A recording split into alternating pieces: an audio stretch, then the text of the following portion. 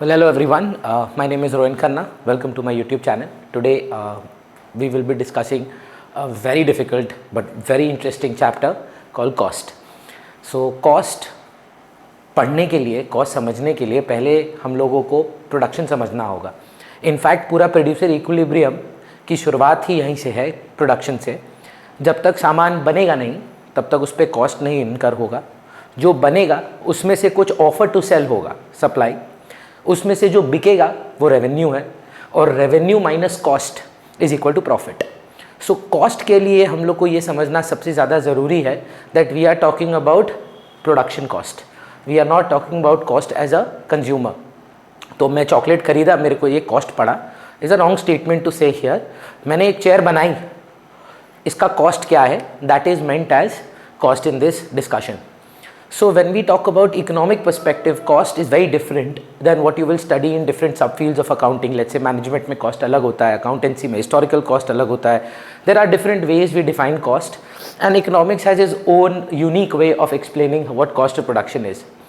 So cost समझने से पहले मैं आपको बस एक छोटी सी introduction या एक revision बोल लीजिए जो मैं आपको production के लिए बताना चाहता हूँ.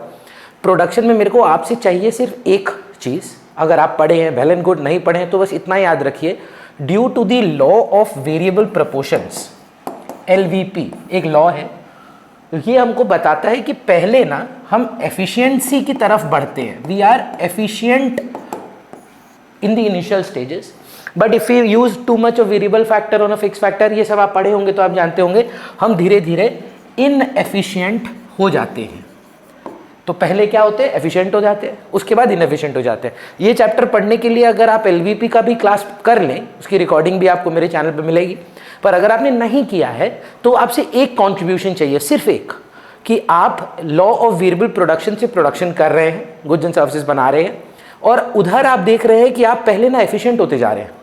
उसके बाद क्या हुआ, इतना लेबर बढ़ गया मशीन पे चाप हो गया, मशीन पे डिवीजन ऑफ लेबर खराब हो गया, इम्परफेक्ट सब्स्टिट्यूटेबिलिटी हो गया, ओवर क्राउडिंग, मैनेजमेंट प्रॉब्लम्स, ये सारी इश्यूज की वजह से हमारी एफिशिएंसी ड्रॉप करने लगती है और हम इनएफिशिएंसी की तरफ बढ़ने लगते हैं. That is the only thing I need from you for today's discussion. Please understand, first you will be efficient, then you will become inefficient. That is only thing required to understand today's discussion. So let us start. Cost. So cost को चालू करने से पहले आपको वही समझना होगा कि हमारा ना दो टाइम पीरियड है, एक शॉर्ट रन और एक लॉन्ग रन. पहले टाइम पीरियड में तोड़ रहे हैं इसीलिए क्योंकि शॉर्ट रन कॉस्ट डिफरेंट होते हैं, लॉन्ग रन कॉस्ट डिफरेंट होते हैं. सिलेबस की बात करें तो ये हमारे सिलेबस में नहीं है. लॉन्ग रन कॉस्ट हमारे सिलेबस से 2018 से ही हटा दिए गए, पर ठीक है, हम लोग पढ़ेंगे जरूर, आज नहीं, उसका सेपरेट वीडियो होगा. अभी एकेडमिक्स की तरफ बढ़ रहे हैं. तो शॉर्ट रन कॉस्ट का मतलब क्या है, वो रादर शॉर्ट रन का मतलब क्या है, वो टाइम पीरियड जहां पर आपका सिर्फ वेरिएबल फैक्टर ही बदल सकता है. इकोनॉमिक्स में अगर आप जानते हो सिर्फ 4 फैक्टर ऑफ प्रोडक्शन की जरूरत है, सिर्फ 4. वो एक लैंड चाहिए, एक कैपिटल चाहिए, एक ओनर चाहिए, एंटरप्रेन्योर बोल लीजिए, और लेबर चाहिए. बोल रहा है ये लेबर जो है ना, इसको हम बोलते हैं वेरिएबल फैक्टर ऑफ प्रोडक्शन. जब शॉर्ट रन में है ना सर आप, तो आप ना अपना जमीन बढ़ा सकते हैं, ना आप कैपिटल इंक्रीज कर सकते हैं, ना आपने एंटरप्रेन्योर ला सकते हैं. आप क्या बदल सकते हैं, सिर्फ और सिर्फ लेबर. ये है आपका टाइम पीरियड जिसके बारे में आपको ये पढ़ना है. So that is why we first need to understand what short run is and then only we can proceed further. तो आपसे दो चीज चाहिए था, सॉरी. एक, प्रोडक्शन फंक्शन क्या है. लॉ ऑफ वेरिएबल प्रोपोर्शन में हम पहले एफिशिएंट हैं और उसके बाद हम इनएफिशिएंट हो जाते हैं, एफिशिएंसी गिर जाती है, फिर हम इनएफिशिएंट हो जाते हैं. और ये लॉ किसका है, शॉर्ट रन का है. तो उसके लिए शॉर्ट रन क्या है, 4 फैक्टर ऑफ प्रोडक्शन में जब आप सिर्फ लेबर को ही चेंज कर सकते हैं लेकिन फिक्स फैक्टर्स को आप चेंज नहीं कर पाएंगे, वो टाइम पीरियड का मतलब होता है शॉर्ट रन. अब जेन्युइनली मेरे को लगता है कि मैं अब आपको कॉस्ट पढ़ा सकता हूं. सो चालू करते हैं इकोनॉमिक कॉस्ट से. इकोनॉमिक कॉस्ट के 3 पार्ट हैं.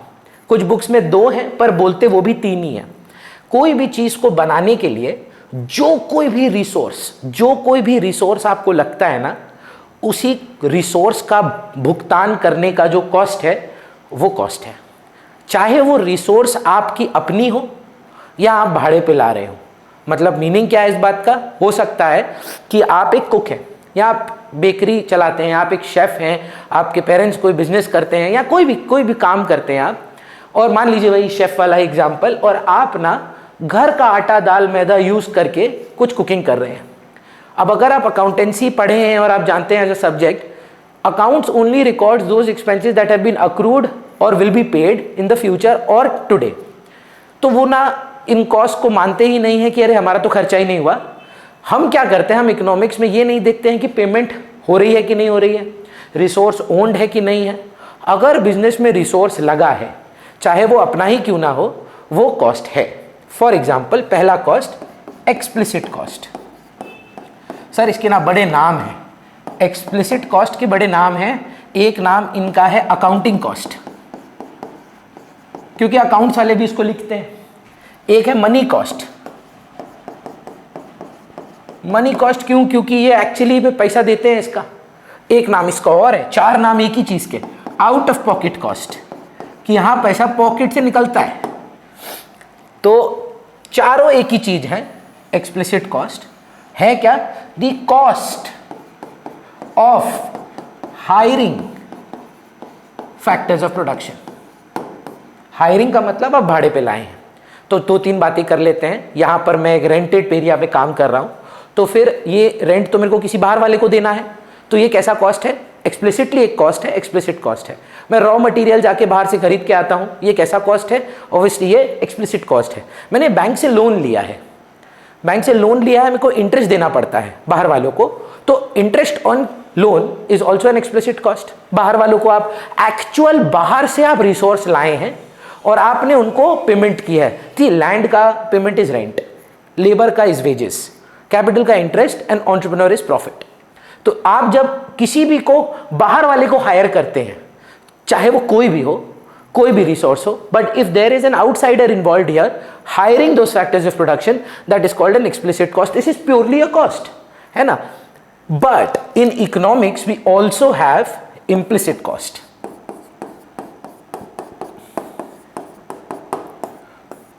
इम्प्लिसिट कॉस्ट का मतलब यह है कि अगर तो कोई रिसोर्स है, आप अगर उसको यूज कर रहे हो, चाहे आप उसको खरीद कर नहीं लाए हो, आप उसको भाड़े पे नहीं लाए हो, पर आपने रिसोर्स यूज की है, तब वो कॉस्ट को आपको उसको रिकॉर्ड करना चाहिए। मैं आपको एग्जांपल देता हूं। ये एक्चुअली में ये मेरी ओन्ड प्लेस है जहां मैं पढ़ाता हूं, तो वहां का रेंट जो है मेरे को देना नहीं पड़ता किसी को।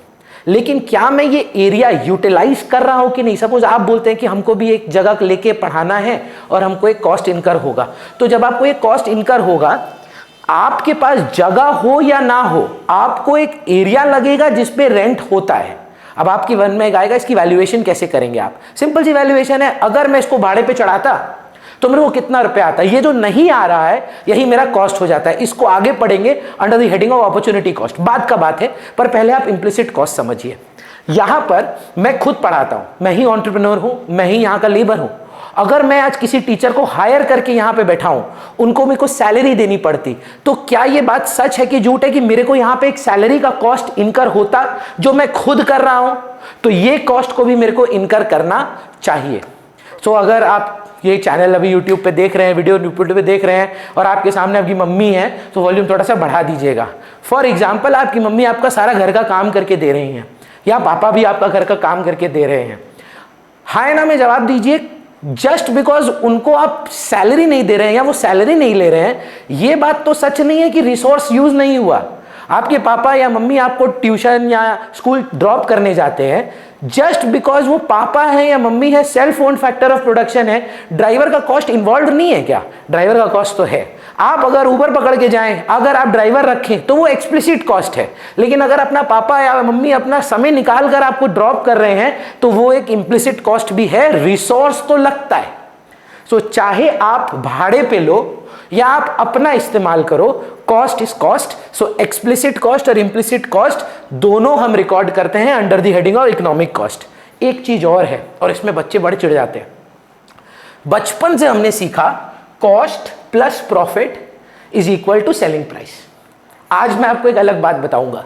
मैं आपको बोल रहा इकोनॉमिक कॉस्ट में ना हम एक टाइप का प्रॉफिट भी इंक्लूड करते हैं under the implicit cost only.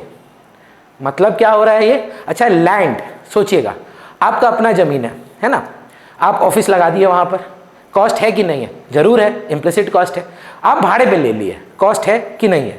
तो लैंड का रिवॉर्ड रेंट, चाहे खुद का हो कि बाहर का हो, आप उसको कॉस्ट मानते हैं, एक्सप्लिसिट या इम्प्लिसिट। लेबर खुद काम करें तो इम्प्लिसिट, भाड़े पे ले आए तो एक्सप्लिसिट। कैपिटल, अगर आप लोन बैंक से लें, इंटरेस्ट आप जो देंगे वो एक्सप्लिसिट। आप अपना पैसा बिजनेस में लगाएंगे, इंटरेस्ट ऑन कैपिटल, अकाउंटेंसी वाले समझते हैं बात, आप क्या बोलते हैं? ये एक इम्प्लिसिट कॉस्ट हो जाता है। तो एंटरप्रेन्योर पीछे क्यों रहे? एंटरप्रेन्योर बोल रहा है कि मेरे को एक मिनिमम एक्सपेक्टेशन है कि मैं बिजनेस में तभी रिस्क लूंगा अगर मैं कम से कम, मैं ऐसा एक्सपोनेंशियल अमाउंट नहीं बोल रहा हूं कि यार मेरे को कम से कम ना इतना प्रॉफिट आना चाहिए। ये ना मेरे को लगता है शार्क टैंक आने के बाद एग्जांपल देना थोड़ा आसान हो गया है। तो आई रिमेंबर दिस काउंटर या डिस्कशन विद पीयूष बंसल, जो वो बोल रहे थे कि ये जो आप इक्विटी हमको दे रहे हैं ना, ये मेरे को सुबह उठ के काम पर जाने का मन नहीं करेगा, इट इज टू लेस। तो कम से कम मेरे को पैसा तो दो, कम से कम हमको इतना पैसा तो दो कि हम उठ के यहां मेहनत करें, कम से कम पर बच्चा 500 रुपया तो कमाए। तो वो जो एक्सपेक्टेशन एक एंटरप्रेन्योर मिनिमम रखता है कि हमको ये रिकवर करना ही है, उसको हम नॉर्मल प्रॉफिट बोलते हैं। सोच के देखिएगा कितना ब्रिलियंट डिस्कशन चल रहा है। वो बोल रहे हैं कि चाहे आप भाड़ा से लाओ कि खुद का रिसोर्स यूज करो, और एंटरप्रेन्योर को भी एक रिसोर्स मानो। वो एंटरप्रेन्योर सुबह उठ के रिस्क लेता है। अच्छा, ये जो मैं कर रहा हूं ना इधर, ये एज एन एंटरप्रेन्योर नहीं कर रहा हूं, एज अ टीचर कर रहा हूं। तो अगर किसी भाड़े पे रखता किसी टीचर को तो वो ये पढ़ा रहा होता आपको, लेकिन कौन सा वीडियो बनेगा, कौन सा पब्लिश होगा, कौन सा नहीं होगा, कितना ऑफलाइन का फीस होगा, कौन, वो सब एक एंटरप्रेन्योर करता है। उस एंटरप्रेन्योर को भी एक रिवॉर्ड मिलना चाहिए, वो रिवॉर्ड है मेरा नॉर्मल प्रॉफिट। जब आप इन तीनों को जोड़ देते हैं तब आ जाता है आपका economic cost. Outside factor of production, self owned factor of production, owner भी एक सेल्फ ओन्ड ही है पर प्रॉफिट की इज्जत अलग है। What is this? Minimum expectation. अगर आपकी पढ़ाई आगे की हो चुकी है ना, तो आप जानते होंगे प्रोड्यूसर इक्विलिब्रियम पे जब हम ब्रेक इवन होते हैं, ब्रेक इवन मतलब नो प्रॉफिट नो लॉस, उनको पता है क्या बोला जाता है? We are earning normal profit. क्यों? क्योंकि कॉस्ट में तो हमने प्रॉफिट जोड़ के रखा है नॉर्मल वाला। तो अगर हमारा रेवेन्यू इक्वल टू कॉस्ट है तो हम इसका मतलब एक प्रॉफिट उठा तो रहे ही हैं जिसका नाम था नॉर्मल प्रॉफिट। वो बाद में अगर आप देखेंगे वीडियोस तो आपको समझ में आएगा और डिटेल में, पर फिलहाल के लिए पहला discussion is the 3 types of cost. Outside factor of production पे जो आप पेमेंट कर रहे हैं, explicit, self owned factors of production, implicit, normal profit and economic cost. Next आता है हम लोग का अलग अलग टाइप्स ऑफ कॉस्ट। पहला आ जाता है आपका opportunity cost.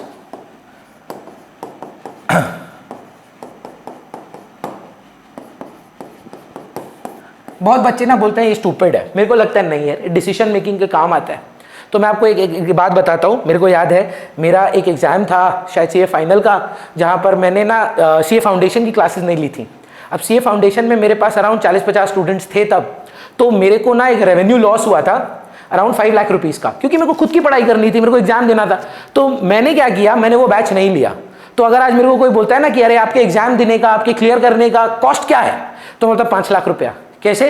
The cost of sacrificing the next best alternative, the cost of sacrificing the next best alternative is called opportunity cost.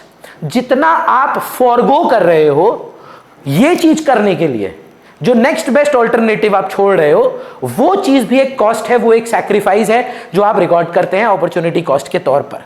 एक छोटा सा एग्जांपल, जैसे ये एरिया जो मैं आपको बताया ये मेरा ओन्ड है, इम्प्लिसिटली यूज होता है।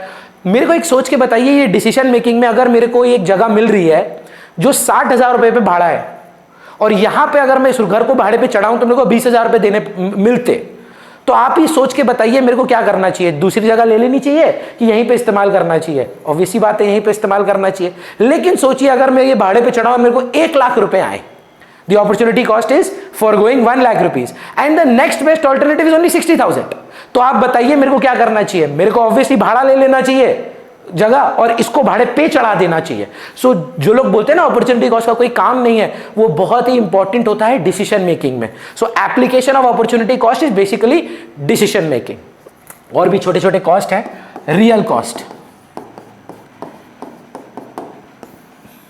रियल कॉस्ट नाम का मतलब भ्रमित नाम है। मतलब मेरी एक फ्रेंड है, उसका नाम है खुशी, मतलब वो बेचारी इतनी सैड रहती है, उसका नाम ही गलत हो गया मेरे को लगता है। फॉर एग्जाम्पल रियल कॉस्ट का मतलब क्या मालूम है? रियल कॉस्ट सुन के लग रहा है हाँ कुछ मजेदार होगा, कुछ रियल होगा, कुछ असली होगा, बिल्कुल भी नहीं है। पता है क्या बोल रहे हैं? बोल रहे जी सैक्रिफाइस, जो पीड़ा हुई, जो दुख हुआ, जो आपने सैक्रिफाइसेस किए, आपने विवाह नहीं किया, आपने शादी नहीं की, आपका ब्रेकअप हो गया, आप मिलने नहीं गए किसी से क्योंकि आप बिजनेस में ध्यान दे रहे थे, आपका मतलब कुछ छूट गया, आप पढ़ाई नहीं कर रहे, आप मोटे हो गए, आप पतले हो गए, क्योंकि आपने कोई सैक्रिफाइस किया है जो मेजरेबल नहीं है।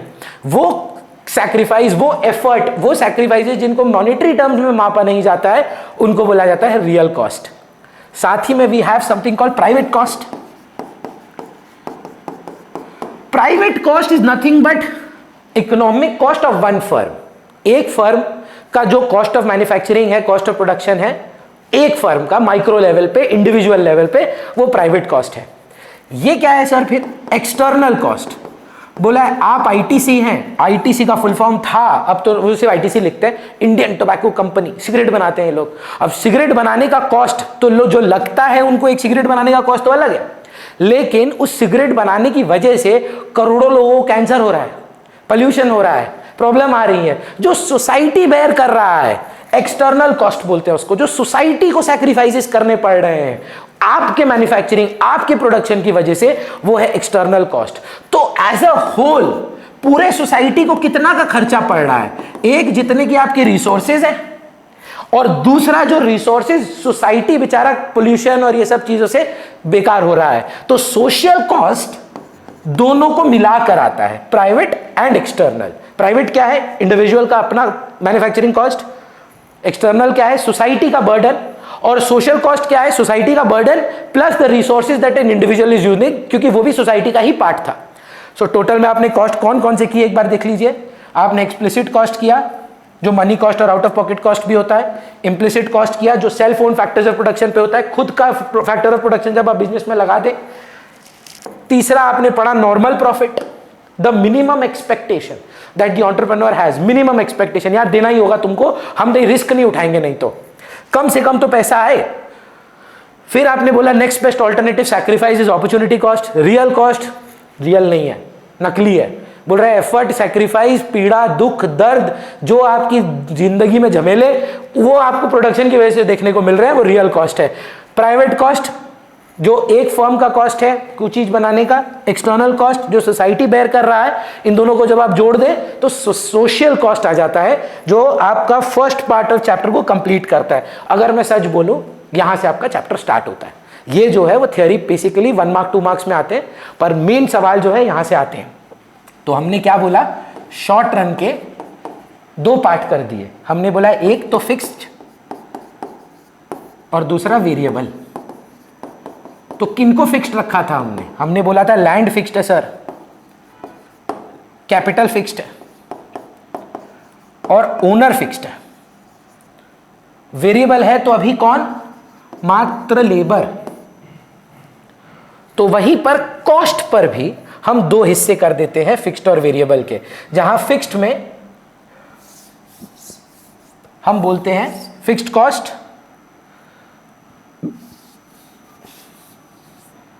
फिक्स्ड कॉस्ट, सॉरी, और यहां पर वेरिएबल का वेरिएबल कॉस्ट। फिक्स्ड कॉस्ट का मतलब नाम ही अगर आपको समझ में आ रहा हो, जो चेंज नहीं होते आउटपुट की वजह से। फॉर एग्जाम्पल जैसे यहां मैं ऑफलाइन क्लासेस भी कराता हूं, तो मान लीजिए कि 1 बच्चा पढ़ने आए, 100 बच्चा पढ़ने आए, भगवान की कृपा से 1000 क्या 5000 बच्चे पढ़ने आए, या लॉकडाउन के टाइम पे ये जगह बंद थी, कोई नहीं पढ़ने आए। लैंडलॉर्ड का रेंट तो देखिए बनता ही है, उतना ही बनता है चाहे आप रोज क्लास लें या ना लें। स्कूल की फीस, आप में से कुछ ऐसे बच्चे होंगे जो रोज स्कूल जाते हैं, सैटरडे संडे भी पहुंच जाते हैं कि हाँ हमको स्कूल जाना है, पर कुछ बच्चे हैं जिनकी अटेंडेंस बहुत वीक है। क्या उनकी फीस और आपकी फीस अलग है कि सेम है? थोड़ा रिलेटेबल एग्जांपल देते हैं। आज के ज़माने में सबके पास नेटफ्लिक्स सब्सक्रिप्शन है। कोई आदमी है जो महीने में 1 पिक्चर देखता है, कोई आदमी है दिन का कम से कम 50 पिक्चर देखने का कोशिश करता है। अब सोच कर देखिए, सब्सक्रिप्शन का वैल्यू तो दोनों के लिए सेम है, जो जितना देखना चाहे देखे, फिक्स्ड कॉस्ट है आपका। तो प्रोडक्शन करते समय भी ना कुछ कॉस्ट आपके फिक्स्ड रहते हैं जो आउटपुट पे बढ़ते गिरते नहीं है, वो कॉस्ट का नाम होता है फिक्स्ड कॉस्ट। अगर आप इसको पहले डायग्रामेटिकली समझें, वाई एक्सिस पे हम लेते हैं कॉस्ट और एक्स एक्सिस पे आउटपुट। आउटपुट का यहां मतलब प्रोडक्शन है। ये कॉस्ट को हम रिप्रेजेंट कर रहे हैं as TFC, total fix cost. 0 पर भी 10, 10 पर भी 10, 20 पर भी 10। तो मेरा एग्जांपल अगर हम आपको दे पाए, मेरी जूम की सब्सक्रिप्शन है, मैं ऑनलाइन क्लासेस जूम से कराता हूं, तो अब उनके ना मंथली मेरे को 2200-2300 रुपए देने पड़ते हैं, फिक्स्ड है। मैं रोज क्लास करूं, एक दिन में करूं, महीने में एक बार करूं, मेरे को फिक्स कॉस्ट तो उतना ही पड़ता है। तो इसीलिए those cost that do not change with the level of output are called total fixed costs. Variable cost, obviously आप समझ पा रहे होंगे कि those cost that change with the level of output, मतलब वो बढ़ेंगे। पहले तो ये क्लियर कर लीजिए, आउटपुट बढ़ाने पर कॉस्ट टोटैलिटी में, एवरेज में हो सकता है, टोटैलिटी में गिर नहीं सकता। और मैं आपसे बस एक चीज मांग रहा था, याद करिए, पहले आप एफिशिएंट हैं, उसके बाद आप इनएफिशिएंट हैं। कॉस्ट जब भी आप करेंगे, आप ये सोचिएगा कि आप एक बॉलर हैं। कॉस्ट करते समय आप एक बॉलर हैं। क्रिकेट में जो बॉलर होते हैं, आप वो हैं जब आप कॉस्ट कर रहे हैं। अगर कभी पॉसिबल हो तो ये बताओ कि भाई अपना जसप्रीत बुमराह बॉलिंग करने आया, 1 ओवर में 10 रन दिया, 2 ओवर में, सर दूसरा नहीं, टोटल का बात हो रहा है, एडिशनल का नहीं, 2 ओवर में बताइए 9 रन हो सकता है क्या? कैसे पॉसिबल है? अगर वो मेडन ओवर भी दे, 2 ओवर में उसका स्कोर कार्ड तो 10 ही दिखाएगा ना, एडिशनली उसका रन कम हो सकता है। मान लीजिए एडिशनली वो 1 रन देता है, तो टोटल में तो 11 हो गया। अगर वो अगले ओवर में 2 रन देता है, 10 हुआ पहला ओवर में, 2 दूसरा ओवर में, 2 ओवर में, तो 12 हुआ ना। तो पहले तो ये क्लियर करिए कि टोटल वेरिएबल कॉस्ट कभी गिर नहीं सकता, बढ़ना ही है। अब अगर बढ़ना है तो 3 संभावना है, increasing at an increasing rate, increasing at a diminishing rate, increasing at a constant rate. Constant ना सर होता नहीं है, या तो इंक्रीजिंग रेट होता है या तो डिक्रीजिंग रेट होता है। पर इस बार आप जब कॉस्ट पढ़ रहे हैं, cost is a bowler. The lesser you concede the better bowler you are. True false? जितना रन हम कम गवाएंगे, जितना कॉस्ट हम कम खर्चा करेंगे, उतना हमको एफिशिएंट बोला जाएगा। तो मान लीजिए बुमराह सर है, 1 ओवर में 10 रन खाए, 2 ओवर में मान लीजिए यहां पर 20 रन खाते हैं, ये जे हैं। फिर आते हैं अपने मोहम्मद शमी, 1 ओवर में 10 रन, 2 ओवर में 25 रन। फिर आ जाते हैं मान लीजिए हमारे युजवेंद्र चाहल जी, 1 ओवर में 10 रन, 2 ओवर में 19 रन। इनमें बेस्ट बॉलर कौन है?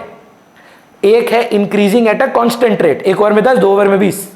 एक है increasing at an increasing rate, 1 over में 10, 2 ओवर में 20 से ज्यादा, डबल से ज्यादा। और एक है 1 ओवर में 10, दूसरा ओवर में अगर 10 ही देता पर उससे कम दे दिया, तो ये हुआ increasing at a decreasing rate. तो बेटर बॉलर यहां पर वाई होंगे। यहीं पे अगर बैट्समैन का बात करते ना, तो बुमराह सर बन जाते, सॉरी शमी सर बन जाते बेस्ट बैट्समैन। पर बैटिंग इज प्रोडक्शन, तो जब प्रोडक्शन करेंगे ना तब बात करेंगे। कॉस्ट में आप जब भी एफिशिएंसी देखना चाहते हैं, एफिशिएंसी, तो आप ये मानेंगे कि आप इंक्रीज कर रहे हैं डिमिनिशिंग रेट पे। और जब आप इनएफिशिएंट हो जाते हैं, आप बेकार बॉलिंग कर रहे हैं, घटिया बॉलिंग कर रहे हैं, तो आप माने जाएंगे कि आप इंक्रीज करेंगे इंक्रीजिंग रेट में। तो अगर ये सच है कि आपको, अगर क्लास की बिगिनिंग में मैंने बोला था कि आपको ये चीज लगेगा कि आप पहले एफिशिएंट है, फिर आप इनएफिशिएंट हो जाते हैं और कॉस्ट बॉलर बन के समझना है, तो पहले बताइए कॉस्ट किस गति में बढ़ेगा? It will increase efficiently first, increase at a diminishing rate, and then you become inefficient.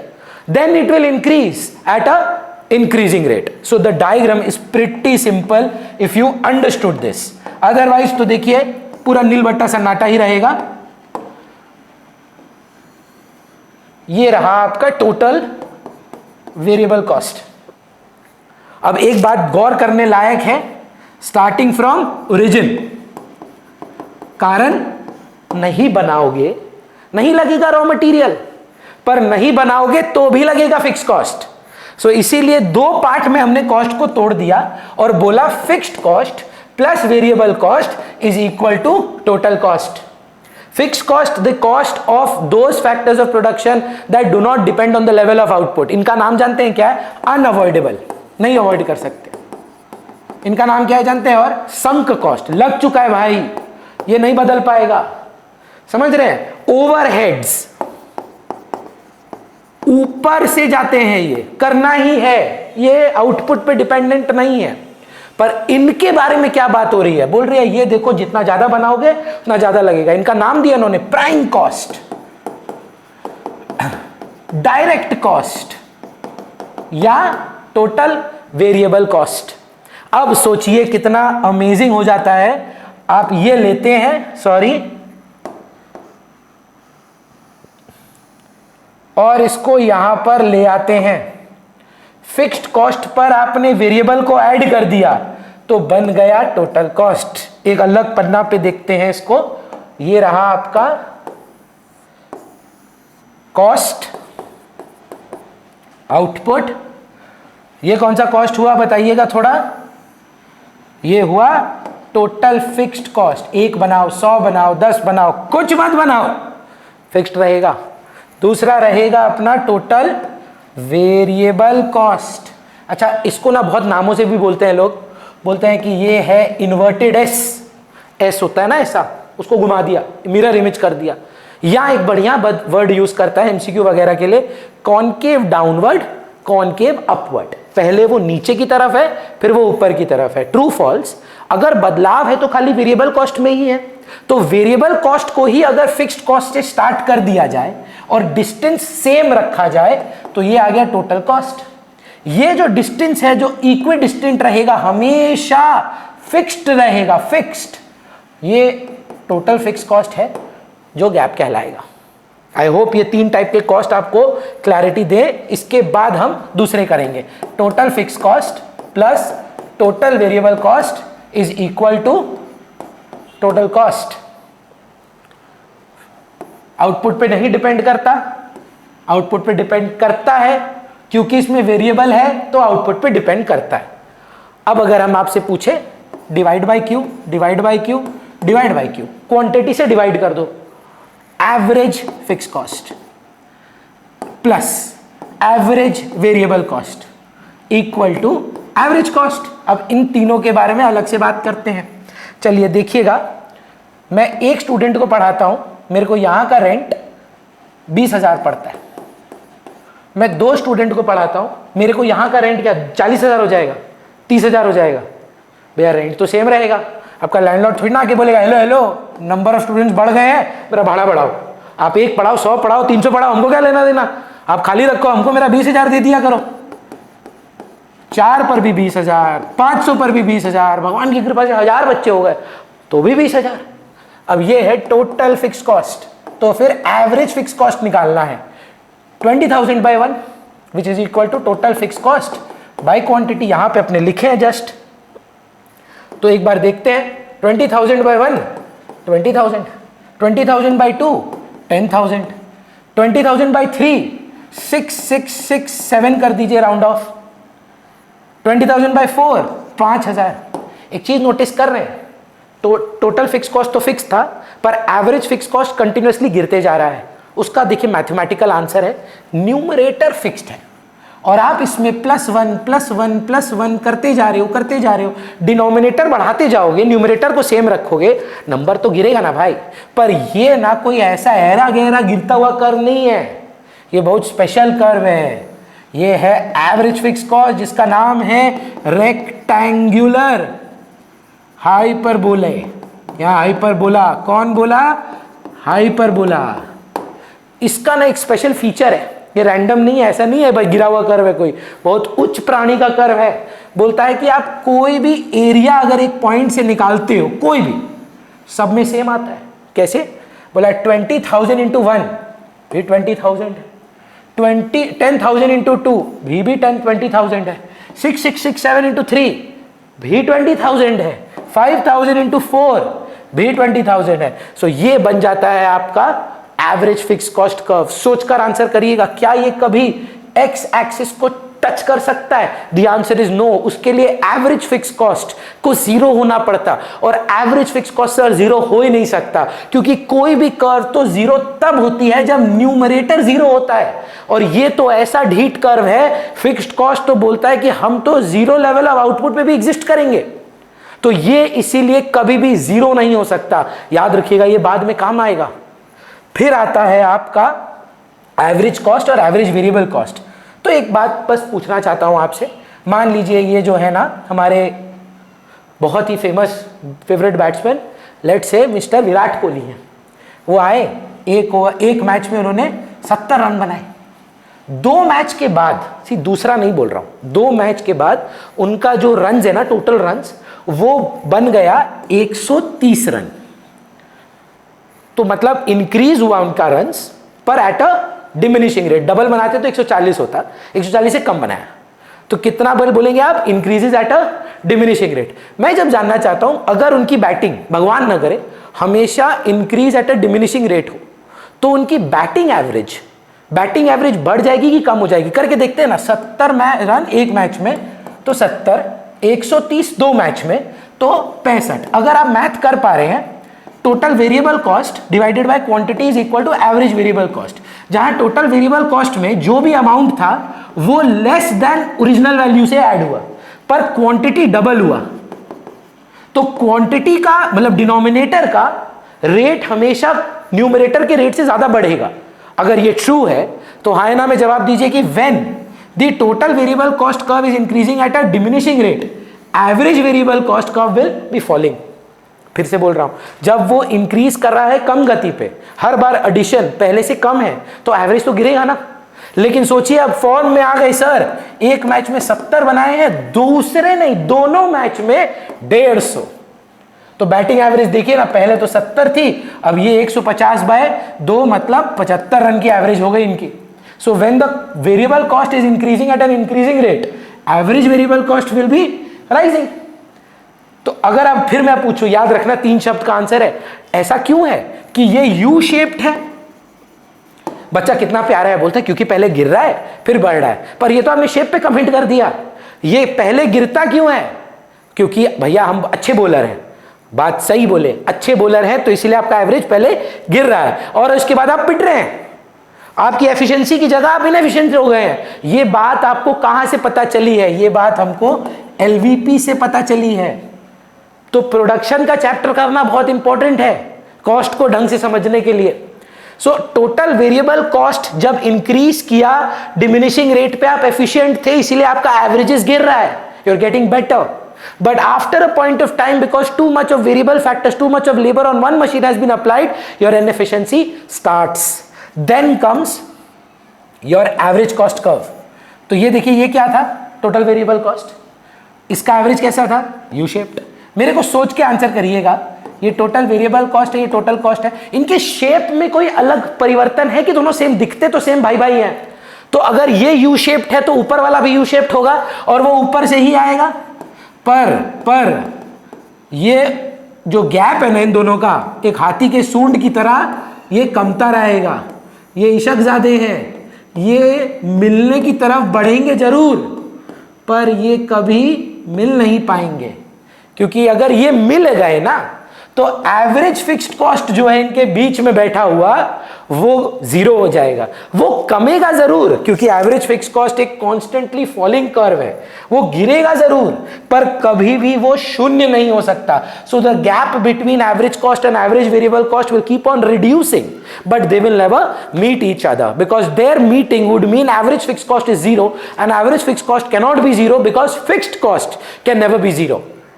तो ये है आपके majorly 6 curve. Last but not the least is your marginal cost curve. Marginal cost का मतलब है change in total cost by change in quantity. मतलब एक